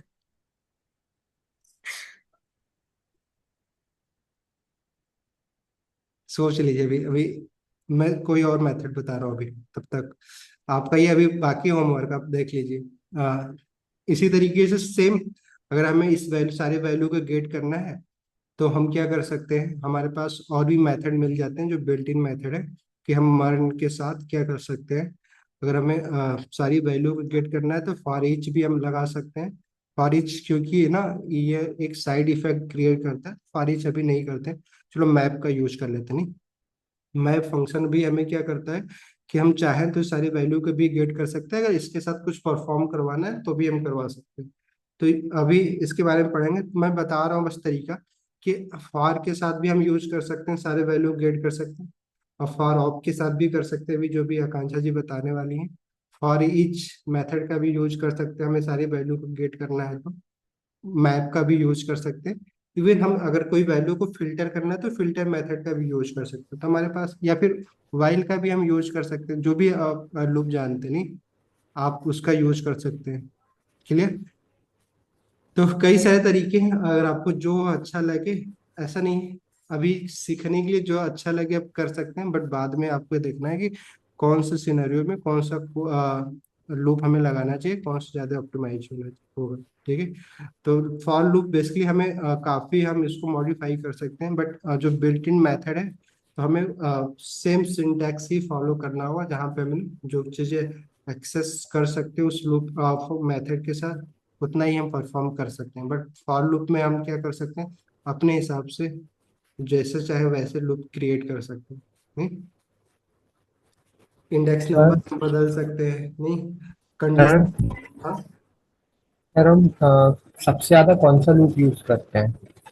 अभी तो एरे के साथ ना, आप ट्राई करिए, हाँ, मैक्सिमम टाइम पे ना आप जो बिल्ट इन मेथड है बेसिकली मैप, फिल्टर, रिड्यूस, वो यूज करेंगे, वो ज़्यादा ऑप्टिमाइज है। बट करने को फॉर लूप भी कर, एरे एरे कर रहे हैं तो फॉर ऑफ का यूज कर लीजिए, बट फॉर ऑफ में भी आपको ना लिमिटेशन होता है, जहाँ पे आप बेसिकली कुछ चीजें ही आप एक्सेस कर सकते हैं उस लूप का, या और ऑब्जेक्ट यूज कर रहे हैं तो फॉर इन का यूज कर सकते हैं। तो बस एक पे अच्छा रहिए आप, नहीं? ये ट्रेडिशनल तरीका जो फॉर का यूज कर सकते हैं, फॉर यूज क्या करिए, बाकी जो मेथड जितना आप सीख सकते हैं उतना आपके लिए इजी रहेगा। बस मतलब आपके पास पता होना चाहिए, बाकी अब मोस्टली ये बेसिकली, लेकिन इतना ज्यादा ऑप्टिमाइज नहीं है, ठीक है, कंपेयर टू जो फॉर जो मैप और वो सारी चीजें हैं। बट क्यों आकांक्षा जी, हो गया? देख लिया? Yes sir. बताइए। तो फॉर, क्योंकि वो पढ़ाना भी था, फॉर ऑफ का हमें यूज करना है, तो सेम अगर कंडीशन में अगर फॉर ऑफ का यूज करेंगे, हमें सिंपली फॉर का फॉर कीवर्ड यूज करना है, देन उसके बाद क्या करना होता है? सर जैसे हमारा एरे का नाम है मर्न, तो आई ऑफ मर्न लिख सकते हैं उसमें। आई ऑफ मान, आई क्या है यस इसमें? सर। तक सर एक वेरिएबल है जो कि सारे जो एलिमेंट्स हैं उनको एक्सेस करेगा। सारे एलिमेंट एक्सेस करेगा, ओके। इंडेक्स को एक्सेस करेगा। हम्म। इंडेक्स एक्सेस करेगा ना आई। इंडेक्स एक्सेस करेगा, नहीं। इंडेक्स, आई, आई इंडेक्स नहीं है। आई बेसिकली ना एक वेरिएबल है, ठीक है, जिसमें जो वैल्यू स्टोर होगी वन बाई वन, जितनी भी वैल्यू है इस एरे के अंदर, मर्न के अंदर, वो वैल्यू स्टोर होगी। तो आप आई की जगह पे ना आप सिंपली कुछ भी लिख सकते हो, नहीं। चलो एक्स लिख ले रहे हैं, नहीं, आपको जो मर्जी करना है, वेरिएबल का नाम है ये बेसिकली, ठीक है। आपको जो भी लिखना हो आप लिख सकते हैं वेरिएबल, बट क्योंकि भी एरे के साथ हम परफॉर्म कर रहे हैं, उससे हम इंडेक्स ही लिख लेते हैं। बट ये इंडेक्स नहीं है, याद रखिएगा, वेरिएबल का नाम है। तो चलो ना हम कुछ और ही लिख लेते हैं। क्या लिख सकते हैं? एलिमेंट लिख दीजिए सर। एलिमेंट लिख दें? सर कुछ भी लिखना। टेक्नोलॉजी है जो हम यूज कर रहे हैं, टेक यूज कर ले रहे हैं, ठीक है। अच्छा, ये वेरिएबल है, अभी अब ये समझ में आ गया। तो ये कुछ कैसे होगा, अभी आप किसी से पूछता हो। अभी हम इसके अंदर क्या कर सकते हैं, कंसोल कंसोल डॉट लॉग और वो लॉग, वेरिएबल का नाम डाल देंगे। वेरिएबल का नाम लिख सकते हैं, ओके, ठीक है। तो अभी देखिए क्या कैसे क्या आएगा, और सारी वैल्यू गेट हो जाएगी, देखिए सब सब कुछ मेंशन हो गया, नहीं। बट यहाँ पे हमें इंडेक्स नंबर अगर पता करना हो तो थोड़ा सा डिफिकल्ट नहीं है आपको लग रहा है कि अगर हमें, चलो वैल्यू तो गेट हो गई, बट अगर हमें इंडेक्स नंबर भी पता करना है, जैसे यहाँ पे हमें इंडेक्स नंबर भी पता हो जाए मंगो डीबी किस इंडेक्स नंबर पे है, तो यहाँ पे भी किया जा सकता है, किया जा सकता है, बट उसके लिए थोड़ा सा और भी कॉम्प्लेक्स, नहीं, सिंटैक्स हमारा हो जाएगा। समझ में आ रहा है कि देखिए अब खुद ही रियलाइज हो रहा है कि अगर हमें सिर्फ वैल्यू गेट करनी है, नहीं इंडेक्स नंबर्स के साथ कोई परफॉर्म नहीं करना है, नहीं कोई भी ऑपरेशन नहीं करना है, तो अब इस फॉर ऑफ बड़ा इजी, नहीं, क्योंकि इसमें हमें क्या करना पड़ा, इंडेक्स नंबर पता करना, वेरिएबल डिक्लेयर करना पड़ा, सब यहाँ पे सोचिए एक लाइन में आपको ना सारी वैल्यू गेट हो गई। तो बट लेकिन अगर आपको इंडेक्स नंबर के साथ भी कुछ ऑपरेशन करना है, तो आपको फॉर ऑफ की जगह पे क्या लगाना चाहिए, फॉर का यूज करना चाहिए, नहीं। समझ में आ रहा है? हाँ सर। Yes sir. तो अभी बेसिकली ये कुछ ऐसा है कि जो ये टेक है बेसिकली इस वेरिएबल में, क्योंकि पहली बार जब लूप होगा तो इस वेरिएबल में टेक इक्वल टू क्या होगा, मंगो डीबी आएगा, ठीक है, स्टोर होगा उसमें। देन सेकेंड टाइम फिर से हमारा लूप, नहीं, क्रिएट मतलब रन करेगा, देन उसमें टेक में क्या आ जाएगा, एक्सप्रेस वैल्यू आ जाएगी, ठीक है। तो हम बेसिकली कुछ ऐसा कर रहे हैं कि हम ना बस ट्राई कर रहे हैं कि चलो लेट टेक नाम का एक वेरिएबल को यहाँ पे इनिशियलाइज कर दे रहे हैं, बट यहाँ पे उसको कोई वैल्यू हम क्या कर रहे हैं, असाइन नहीं कर रहे हैं अभी, जब यहाँ पे इस लाइन में देन वैल्यू हम क्या कर रहे हैं, वैल्यू जैसे जैसे ये लूप रन हो रहा है वैसे वैसे हम वैल्यू इसको असाइन कर दे रहे हैं, ठीक है। हम कर सकते हैं वैल्यू, पहले हमें कोई वेरिएबल इनिशियलाइज करना है तो हम ऐसे ही तो करते हैं, वेरिएबल का नाम किसी भी कीवर्ड के साथ हम यूज कर लेते हैं। ये उसके हम इसको क्या बोलते हैं कि वेरिएबल को हम यहाँ पे इनिशियलाइज कर रहे हैं, ठीक है। और देन इसको जब हम वैल्यू को असाइन कर देते हैं तो हम सिंपली वैल्यू असाइन करना हो जाता है हमारे इस वेरिएबल को। तो शुरुआत में हम क्या कर रहे हैं, इस वेरिएबल को हम क्या कर रहे हैं, सिर्फ क्या कर रहे हैं, असाइन, तो डिफाइन कर रहे हैं, ठीक है। और देन उसमें वैल्यू जो भी असाइन करेंगे वो जैसे हमारा लूप होगा, और सेम सेम सिंटेक्स, इसलिए हम ना लूप के ऐसा ही कुछ जब मैप पढ़ेंगे, फॉर ईच पढ़ेंगे, तो वहां पे भी हमें क्या करना होता है, एक वेरिएबल देना होता है, ठीक है। उस वेरिएबल में क्या होगा कि जितने भी एलिमेंट होंगे उस एरे के अंदर वो सारे जाके वन बाय वन करके स्टोर होंगे, क्लियर। तो अगर हमें मान लीजिए सेम इसी एरे के साथ पर फॉर ईच या फॉर मैप लगाना हो, अभी कंफ्यूज मत होइएगा, डिटेल में पढ़ेंगे क्योंकि काफी ना इम्पोर्टेंट मेथड है ये। बट अगर हमें करना हो तो हम क्या कर सकते हैं कि जो भी हमारा मेथड मर्न है, जो हमारी अरे है, इसके सारे एलिमेंट को एक्सेस करना है या फिर इसमें कुछ चेंज भी करना है, तो बेसिकली मैप मेथड का यूज कर लेते हैं। मैप मेथड क्या करता है, एक कॉल बैक लेता है कॉल बैक बेसिकली एक फंक्शन होता है, ठीक है, जो कि हम एक फंक्शन के अंदर एज ए आर्गुमेंट पास करते हैं, उसको हम कॉल बैक फंक्शन बोलते हैं, ठीक है। तो ऐसा कुछ होगा, क्योंकि एरो सेंटेंस बना रहे हैं, फंक्शन लिख रहे हैं, तो हमें रिटर्न कीवर्ड लिखने की जरूरत नहीं होती है। हम यहाँ पे क्या कर सकते हैं, सेम वही क्योंकि यहाँ भी कोई एक वेरिएबल हमें देना, अभी हम यहाँ पे एलिमेंट बोल दे रहे हैं, जैसे वहां पे हमने टैग बोला, यहाँ पे एलिमेंट बोल दे रहे हैं, ठीक है। अब EL लिखिए, कुछ भी लिखना लिख दीजिए, और देन फिर इसी को हम चाहे तो कंसोल में क्या करवा सकते हैं, कंसोल डॉट लॉग, देन उसके बाद हम प्रिंट करवाना चाहें तो सिंपली EL प्रिंट करवा सकते हैं। हाँ, क्या हो गया, हमारे अनडिफाइंड आ जा रहा है, क्यों भी मर नहीं, हमने डिफाइन किया तो है। प्रिंट हो गया है, हम्म, प्रिंट हो गया है, क्या हो गया है, तो गया पूरा है। जा चुका है, वैल्यू नहीं है इसमें, स्टोर करते हैं एक लाइन और,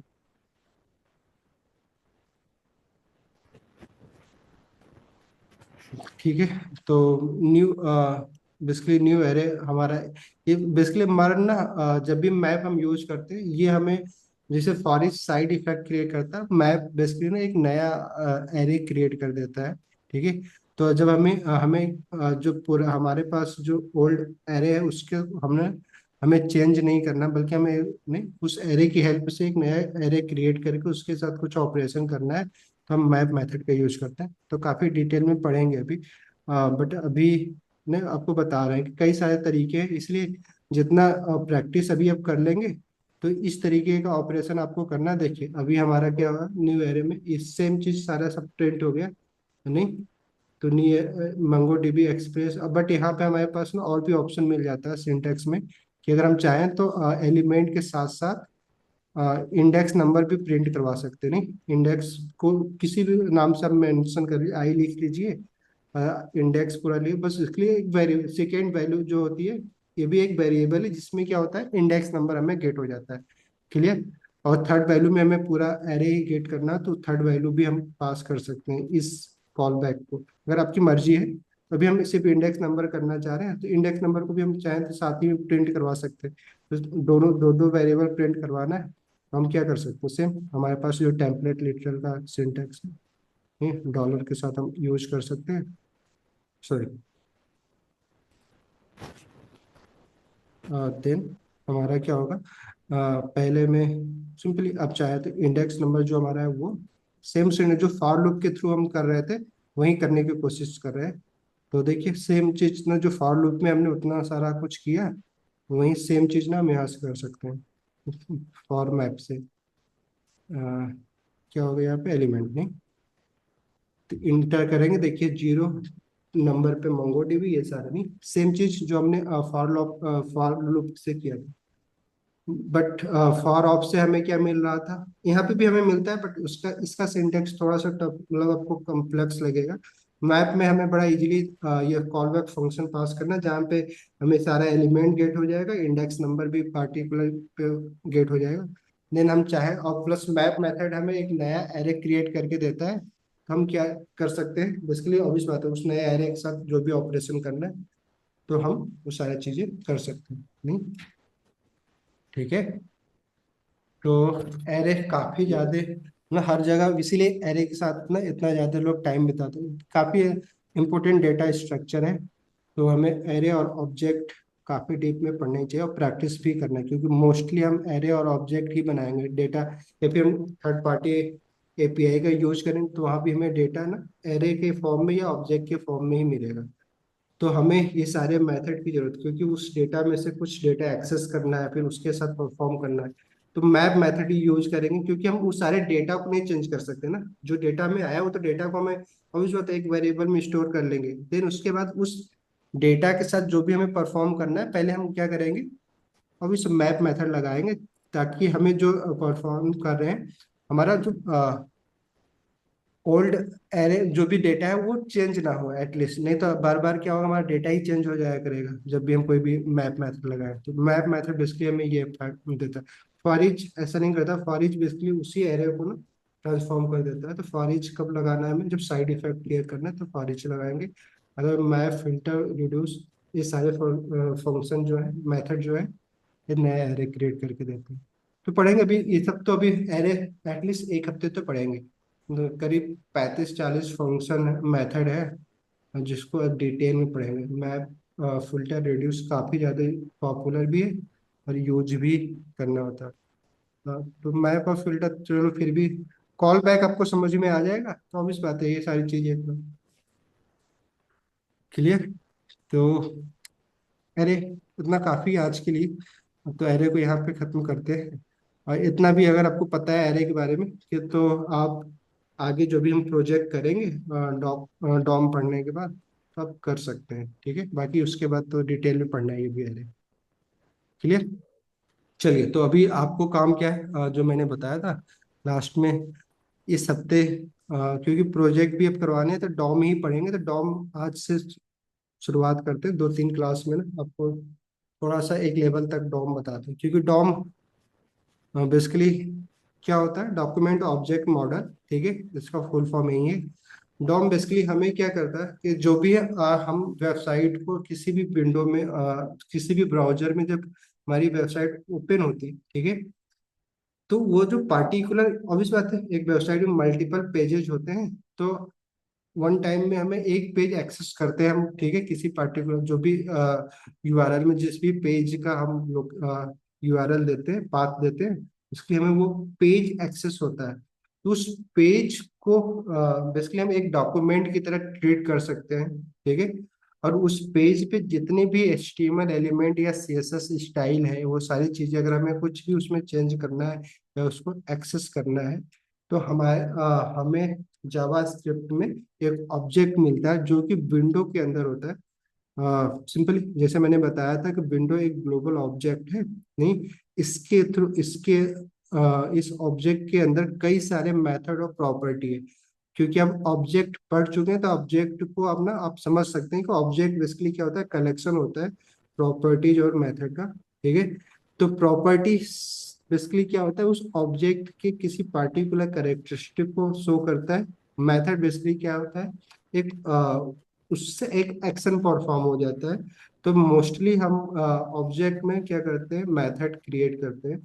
अभी प्रोटोटाइप पढ़ेंगे तब और भी डिटेल में समझ में आएगा। बट अभी हमें क्या करना है कि ये ध्यान देना है कि विंडो एक ग्लोबल ऑब्जेक्ट है और इसी के अंदर हमें मैक्सिमम ऑब्जेक्ट मिल जाते हैं जिसके बारे में हमें डिटेल में पढ़ना है।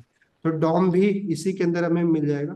ठीक है, ये डॉक्यूमेंट ऑब्जेक्ट जो है हमारा, बेसिकली डॉम में ये, जिसको मैं एक डॉक्यूमेंट बोल रहा है, बेसिकली एक ऑब्जेक्ट का नाम भी यहाँ पे दे दिया गया है उसको, डॉक्यूमेंट।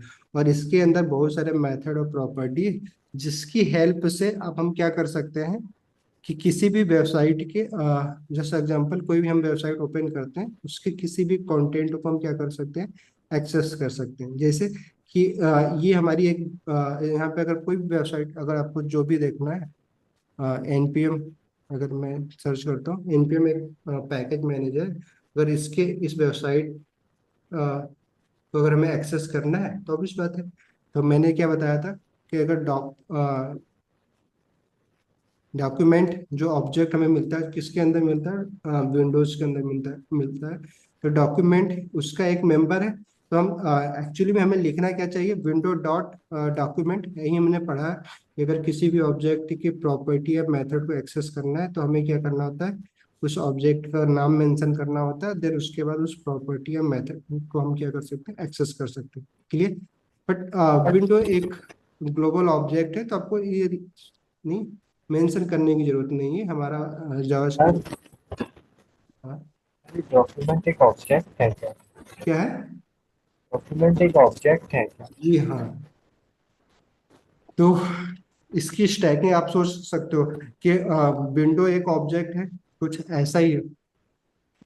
हमने पिछली क्लास में देखा था ना, एक ऑब्जेक्ट के अंदर भी तो ऑब्जेक्ट क्रिएट कर सकते हैं। कल हमने देखा था एड्रेस जो दूसरा ऑब्जेक्ट था, पहले ऑब्जेक्ट में हमने उसको क्रिएट किया था। तो ये कुछ ऐसा ही है कि पहले हम विंडो ऑब्जेक्ट है, ठीक है, इसके अंदर हमने फिर क्या बनाया, डॉक्यूमेंट ऑब्जेक्ट। ऐसे मल्टीपल ऑब्जेक्ट ना इस विंडो ऑब्जेक्ट के अंदर बनाए गए। ठीक है, ये जो खुद में अपने आप में क्या है, एक ऑब्जेक्ट है, फिर इस ऑब्जेक्ट के अंदर भी मल्टीपल ऑब्जेक्ट नहीं, तो काफी ज्यादा है ना लेयरिंग की है। इसीलिए हमें ना एक वेबसाइट को जब क्रिएट करते हैं वो स्पेसिफिक ब्राउजर में ही क्यों एक्सेस होता है, क्योंकि ऑब्वियस होता है ये सारे मेथड और प्रॉपर्टीज जो भी ऑब्जेक्ट क्रिएट किए गए हैं वो सारे हमारे बेसिकली वो जो ब्राउजर है वो उसका एक्सेस देता है, ठीक है।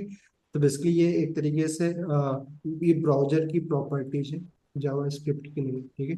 ये अगर ब्राउजर में नहीं एक्सेस करेंगे तो हमें विंडो ऑब्जेक्ट नहीं मिलेगा, जैसे कि नोड ब्राउजर में जरूरी नहीं होता नोड की प्रोग्राम को रन करने के लिए, तो वहाँ पे हमें ब्राउजर ब्राउजर ऑब्जेक्ट नहीं मिलता, वहाँ पे हमें ग्लोबल ऑब्जेक्ट मिल जाता है, ठीक है, ब्राउजर की जगह पे, ठीक है।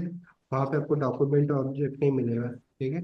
वहाँ पे आपको और भी दूसरे ऑब्जेक्ट पढ़ने होते हैं, बट जितने भी ब्राउजर हैं वो सारे आपको सारे ब्राउजर में आपको विंडो ऑब्जेक्ट एक्सेस हो जाएगा, डॉक्यूमेंट ऑब्जेक्ट और बाकी और भी जो ऑब्जेक्ट पढ़ेंगे।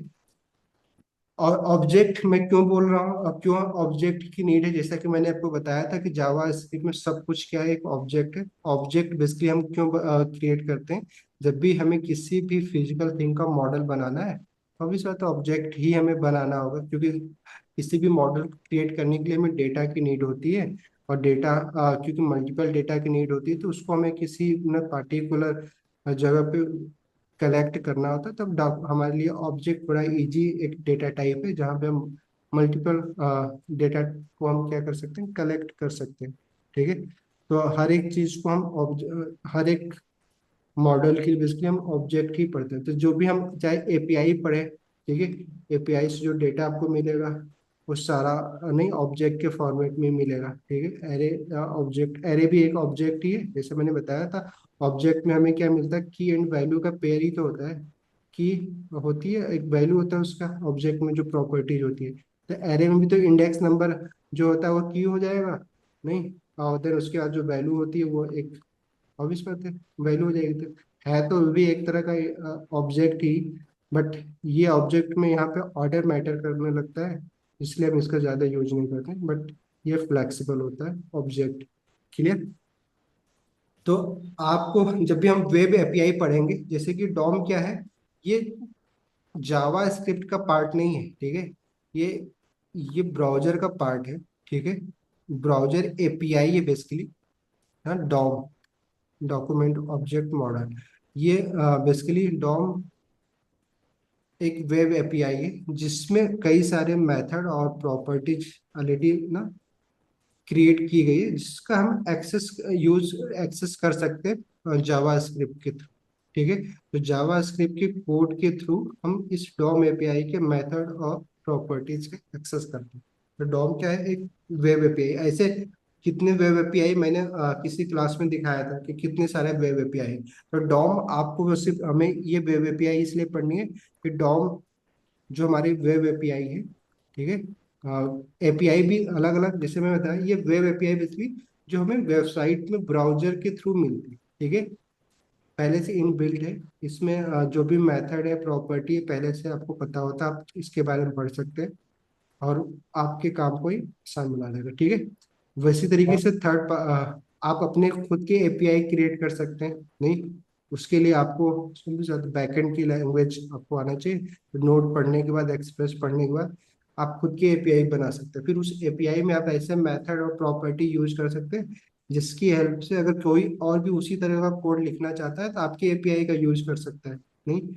मोस्टली जैसे मैंने क्या बताया कि अगर मान लीजिए आप मुझे जूम जैसी फंक्शनैलिटी अपने वेबसाइट में लाना है नहीं, तो ऑब्वियस बात है कि आप हमें या तो पूरा कोड लिखें या तो हम क्या करेंगे, जूम की बेसिकली एपीआई जिसको हम क्या बोल रहे हैं, थर्ड पार्टी एपीआई, ठीक है, क्योंकि वो हमारी एपीआई तो है नहीं, थर्ड पार्टी की है, बेसिकली दूसरे लोगों ने उसको बनाया है, बट है एपीआई ही, ठीक है। जैसे आपकी एपीआई को दूसरा कोई क्या बोलेगा, थर्ड पार्टी है, हमारा नहीं, जो आपका खुद का है आप ये ओन एपीआई बोल सकते हैं, ठीक है।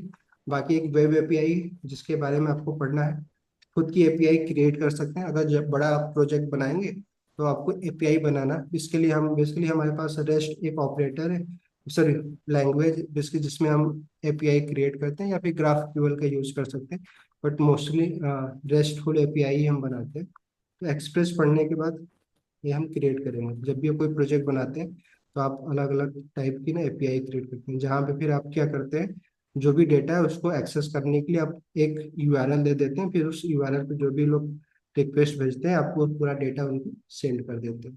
ठीक है, आपकी जो भी आपका एप्लीकेशन होता है उसके थ्रू। तो हमें क्या करना है, जैसे मैं बताया कि मोस्टली हम वेब एपीआई भी में बहुत सारे वेब एपीआई, जैसे हमने आपको दिखाया था डॉम पे जा, सॉरी एमडीएन पे जाके आप बस वेब एपीआई सर्च करिए, आप दिख जाएगी कितनी सारी लिस्ट है। नहीं, उसमें से हम सिर्फ एक वेब एपीआई पढ़ने जा रहे हैं, डॉम, जो कि आपको क्या करता है, किसका एक्सेस देता है, जो भी वेबसाइट ओपन हो रही है ब्राउजर में, ठीक है, उस वेबसाइट, क्योंकि एक वन टाइम में एक वेबसाइट का एक पेज ही बेसिकली हमें शो होता है, ठीक है, उस विंडो में शो होता है। तो उस पेज पे जितने भी एलिमेंट है, नहीं एलिमेंट हम किसको बोल रहे हैं, चाहे वो HTML एलिमेंट हो, चाहे हेड एलिमेंट हो, जो भी एलिमेंट हम क्रिएट कर रहे हैं, बनाते हैं एक वेबसाइट बनाने के लिए, HTML एलिमेंट यूज कर रहे हैं, चाहे पैराग्राफ हो, चाहे हेडिंग हो, उन सबको हम क्या कर सकते हैं, डॉम एपीआई की हेल्प और प्लस जावास्क्रिप्ट हेल्प से एक्सेस कर सकते हैं, मॉडिफाई कर सकते हैं। नहीं, जैसे अभी हम लोग एरे के ऑब्जेक्ट को एक्सेस करके उसको मॉडिफाई चेंज कर पा रहे थे, नहीं, या फिर नया ऑब्जेक्ट बेसिकली एलिमेंट क्रिएट कर पा रहे थे, तो वो सारा काम हम क्या कर सकते हैं, डॉम के थ्रू कर सकते हैं। तो डॉम काफी पॉपुलर, मतलब वेब डेवलपमेंट करना है तो डॉम एपीआई आपको अच्छे से पढ़ना ही पड़ता है। तो डॉम अब काफी डिटेल है, अगर आप पढ़ना चाहें तो आप अलग अलग डॉक्यूमेंट के लिए डॉम के अलग अलग मेथड होते हैं, जैसे भी हम लोग HTML डॉक्यूमेंट्स के बारे में पढ़ेंगे तो उसके रिलेटेड डॉम पढ़ने जा रहे हैं, वैसे ही आप XML डॉक्यूमेंट्स अगर आपको पढ़ना है तो उसके लिए अलग से डॉम के मेथड मिल जाते हैं।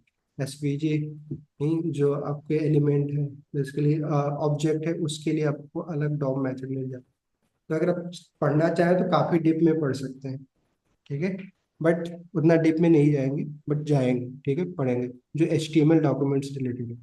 तो सब समझ में आया अभी आपको कि हमें जावास्क्रिप्ट में एक बार सारी मेथड जो भी जावास्क्रिप्ट के फंडामेंटल है, नहीं, उसको पढ़ने के बाद आपका सारा फोकस सिर्फ क्या होना चाहिए, कितना वेब एपीआई के बारे में आप पढ़ पा रहे हैं, ठीक है। और सारा वेब एपीआई क्या है, सब कुछ क्या है, एक ऑब्जेक्ट ही है, नहीं, तो हर एक वेब एपीआई को पढ़ने में आपको मतलब टफ नहीं होगा ये, ठीक है। बट क्योंकि वेब एपीआई ऑब्वियस बात है, ये एक ऑब्जेक्ट है और ये ऑब्जेक्ट किसी और के द्वारा क्रिएट किया गया है, नहीं, तो ऑब्जेक्ट जब क्रिएट किया जाता है तो अभी जैसे प्रॉपर्टी का नाम कुछ भी लिखा जा सकता है, मेथड का नाम कुछ भी हो सकता है। तो बेसिकली इस ऑब्जेक्ट जो वेब एपीआई के थ्रू जो ऑब्जेक्ट आप क्रिएट करेंगे, बेसिकली कि जो किसी और का ऑब्जेक्ट होगा, तो उसमें कौन कौन सा मेथड और प्रॉपर्टी है, उस मेथड और प्रॉपर्टी को एक्सेस करने के लिए आपको कुछ नेम भी प्री डिफाइंड होते हैं, तो आपको बस वो याद करने होंगे या फिर प्रैक्टिस करने होंगे ताकि आप ना उसका यूज कर पाए। टफ नहीं होगा, बट हाँ टाइम देना होगा, टाइम कंज्यूमिंग होगा।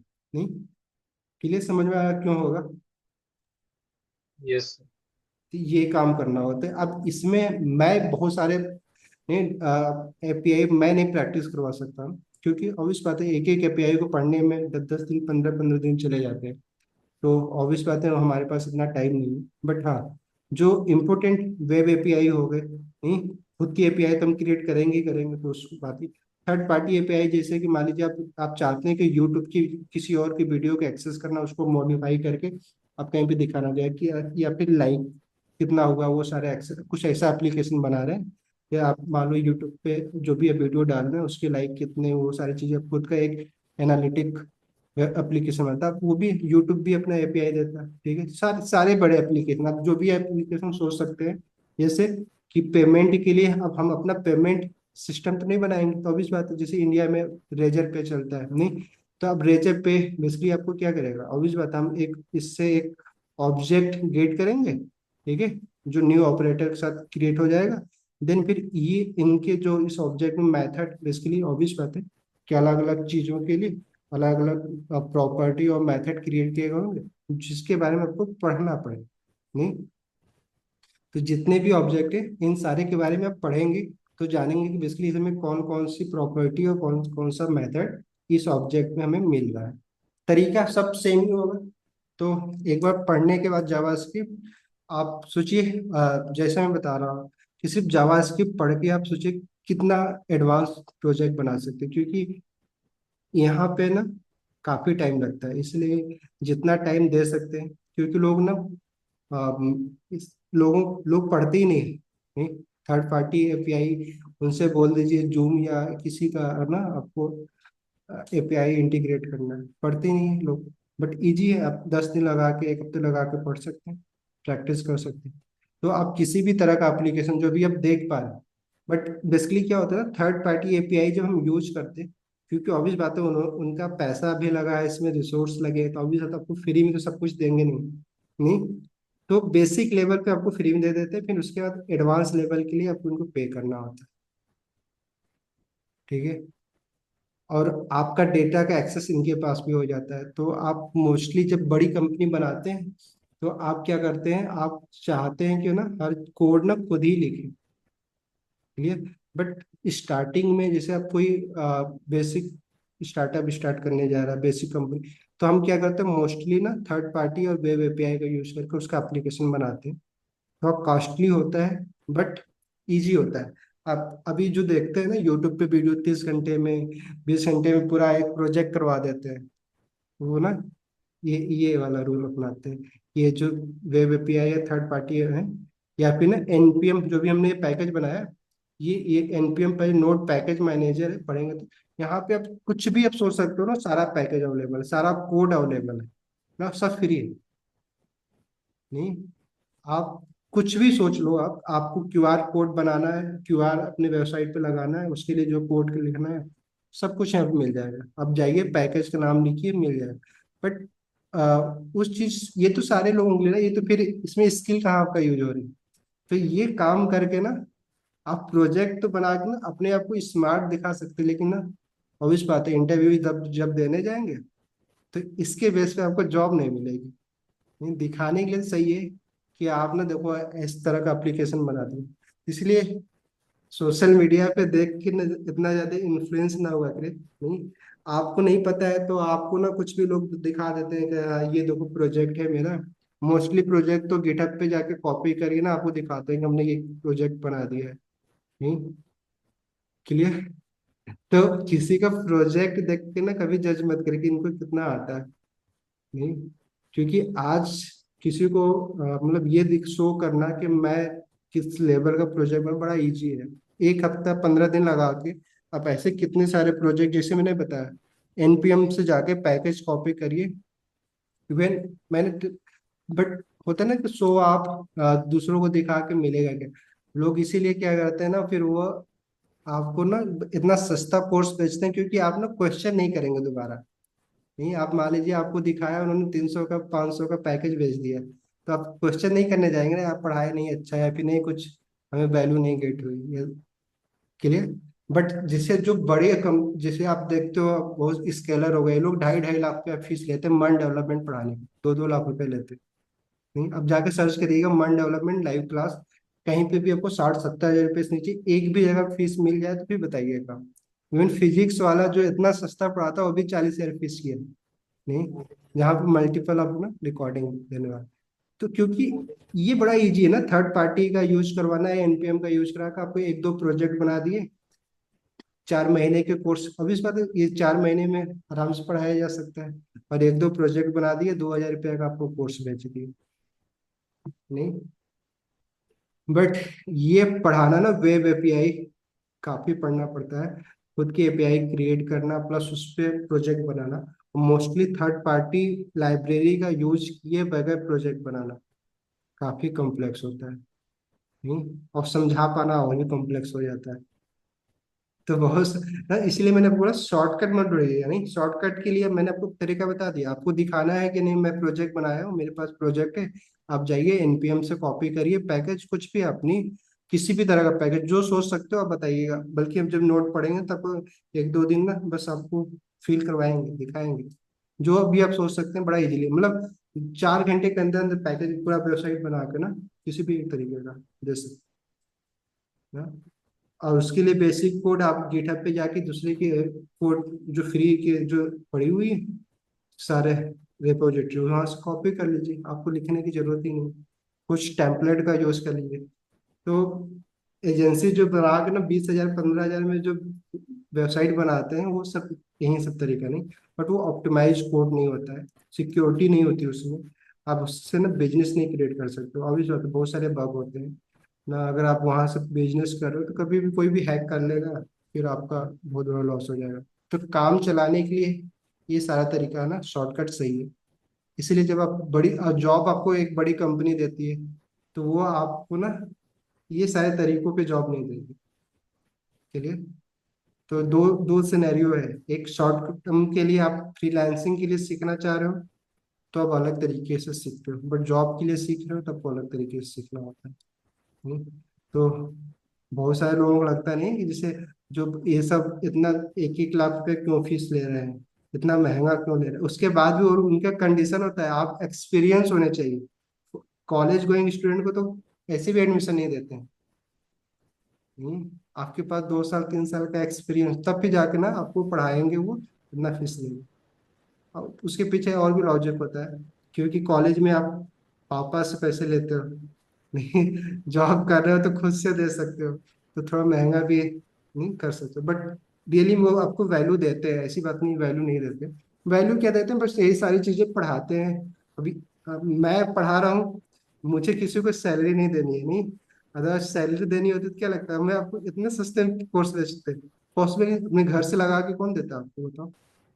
और इस तरह का पढ़ाने के लिए एक टीचर को मिनिमम 12 लाख से 15 लाख का पैकेज देना होगा, तब जाके ना पढ़ाएगा आपको, जिसके पास बैक एंड और फ्रंट एंड दोनों का नॉलेज है।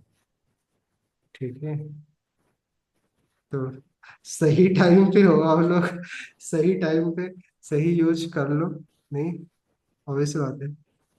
चलो, तो डॉम डॉम मैंने आपको बताया डॉक्यूमेंट बेसिकली एक ऑब्जेक्ट मिल जाता है हमें। डॉक्यूमेंट ऑब्जेक्ट में हमें क्या बहुत सारे मेथड और प्रॉपर्टी मिलेंगी। मेथड और प्रॉपर्टी हमें क्योंकि एक ऑब्जेक्ट है तो उनकी मेथड और प्रॉपर्टी का यूज करके हम क्या करेंगे। ऑब्वियस बात है कि हमें डॉम का डॉक्यूमेंट जो ऑब्जेक्ट है, ये डॉक्यूमेंट ऑब्जेक्ट, ठीक है, इसमें पहले से ही क्योंकि ये एक ऑब्जेक्ट है, जैसे अभी हम लोगों ने बताया था, इसमें बहुत सारी प्रॉपर्टीज होंगी जो की एंड वैल्यू पे बेसिकली, और बहुत सारे मेथड होंगे, ठीक है। तो ये हो गए। अब हमें इन्हीं सारे प्रॉपर्टी और मेथड को पढ़ना है जो कि डॉक्यूमेंट ऑब्जेक्ट में मिलते हैं, क्योंकि डॉक्यूमेंट ऑब्जेक्ट में सिर्फ प्रॉपर्टी और मेथड नहीं बल्कि और दूसरे ऑब्जेक्ट भी होंगे, नहीं, और जो जिनके अंदर अपनी खुद की प्रॉपर्टी और मेथड होगी, नहीं। तो डॉक्यूमेंट ऑब्जेक्ट एक बड़ा ही डीप ऑब्जेक्ट, कॉम्प्लेक्स ऑब्जेक्ट है, जिसमें मल्टीपल लेयर में ना ऑब्जेक्ट क्रिएट किए जाते हैं। जब प्रोटोटाइप पढ़ेंगे तो वहाँ पे आपको दिखाएंगे भी कि जब डॉक्यूमेंट ऑब्जेक्ट करते हैं तो उसमें बेसिकली ना उसके अंदर नोड ऑब्जेक्ट, नोड भी आ जाता है, एलिमेंट ऑब्जेक्ट आ जाता है, तो अलग अलग ऑब्जेक्ट आपको मिल जाते हैं। ठीक है, जितने नोड होते हैं वो सब अपने आप में एक ऑब्जेक्ट होते हैं। तो वो सारी चीजें देखें, बट अभी हमें क्या देखना, बस इतना समझना है कि डॉक्यूमेंट ऑब्जेक्ट के बारे में पढ़ना है, जहाँ पे प्रॉपर्टी और मेथड जो है उसके बारे में पढ़ना है। तो आप लोग ट्राई करके आइएगा, एक बार प्रैक्टिस करिएगा, पढ़ सकते हो थोड़ा बहुत पढ़ के आइएगा, ताकि ना बाकी तो मैं डिस्कस करेंगे, अ, आपको बाकी चीजें समझ में आए, थोड़ा अच्छा लगे, उसके लिए जितना ज्यादा फेमिलियर हो सकते हैं। तो आप डॉक्यूमेंट ऑब्जेक्ट में क्या है, कौन कौन सा मेथड, जैसे आप इसके मेथड है तो डॉट लगा के, क्योंकि ऑब्जेक्ट है इसके मेथड को डॉट लगा के एक्सेस कर सकते हैं। तो मैं यहाँ पे मेंशन कर दे रहा हूँ, इस सारे मेथड के बारे में थोड़ा सा पढ़ के आइएगा, देख के आइएगा। तो पहला तो एक मेथड मिल जाता है आपको, गेट एलिमेंट बाई आईडी, ठीक है। ये मेथड है तो पैरेंथेसिस भी लगाएंगे, ठीक है। दूसरा मेथड मिल जाता है क्या, हमें बहुत सारे मेथड मिलते हैं, बट हम क्या करेंगे, क्वेरी सेलेक्टर का यूज करेंगे। देखो सीएसएस अगर हमने पढ़ा रखा है बढ़िया से, सेलेक्टर आपको आता है, तो सेम क्वेरी सेलेक्टर ना वैसा ही है कि यहाँ पे हम सेलेक्टर का ही यूज करेंगे।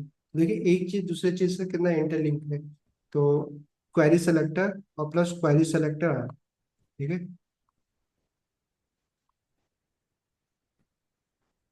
ये मेथड। देन क्रिएट एलिमेंट, ठीक है, और देन उसके बाद अपेंड चाइल्ड। ये 5 मेथड बस अब पढ़ के आइएगा, समझ में आता है कोई बात नहीं, नहीं आता कोई बात नहीं, ठीक है।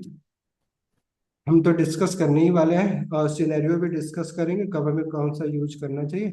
बट और साथ ही में एक होमवर्क और है कि जावा, सॉरी सीएसएस में क्या सीएसएस सेलेक्टर थोड़ा सा पढ़ ले, रिवाइज कर लीजिएगा। सीएसएस सेलेक्टर जो हमने पढ़ा था, तो सीएसएस सेलेक्टर होते कि कैसे, कौन कौन सा सेलेक्टर हम यूज कर सकते हैं एज ए सेलेक्टर, ठीक है।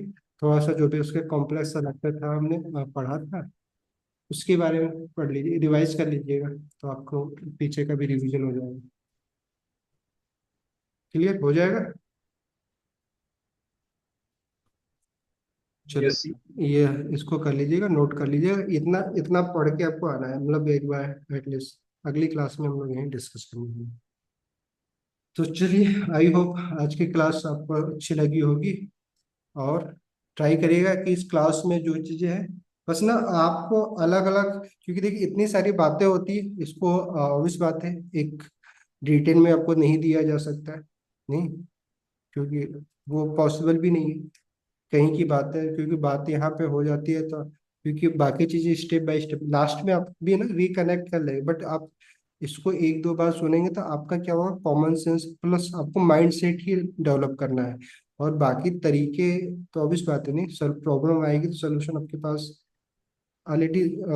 डेवलपर की जॉब ना बड़ा ही आसान है, नहीं, सोचिए आपके हाथ में इंटरनेट है, लैपटॉप है, क्या कोई प्रॉब्लम है उसके अलावा, गूगल ऐसा कोई प्रॉब्लम है जो गूगल के पास नहीं, बट कैसे उस प्रॉब्लम का सलूशन ढूंढना है, ठीक है। और सलूशन मिलते हैं तो क्या उस सलूशन को आप समझ पा रहे हैं, उसको कुछ चेंज कर पा रहे हैं, यही सीखना होता है। बाकी इतना भी टफ नहीं है, इससे आसान कोई काम है नहीं, बस एक बार बस आप कर लीजिए, क्लियर। तो थोड़ा सा इंटरेस्ट जगाइए, और कुछ एप्लीकेशन मतलब सोचिए, एक कुछ सोच के ना पढ़ो कि हाँ कुछ ऐसा बनाएंगे हम भी, नहीं, तब मजा आएगा पढ़ने में। अदरवाइज क्या है, पढ़ रहे हैं बस, उसका ना रियल लाइफ में यूज क्या कर सकते हैं आप सोच ही नहीं पा रहे हैं। तो कुछ तो सोच सकते हो ना, किसी का एप्लीकेशन देख के, कुछ देख के कि हाँ हम भी ना ऐसा कुछ बनाएंगे, उसके लिए पढ़ते हैं। पढ़ फिर पढ़ेंगे फिर अच्छा, अच्छा भी रहेगा।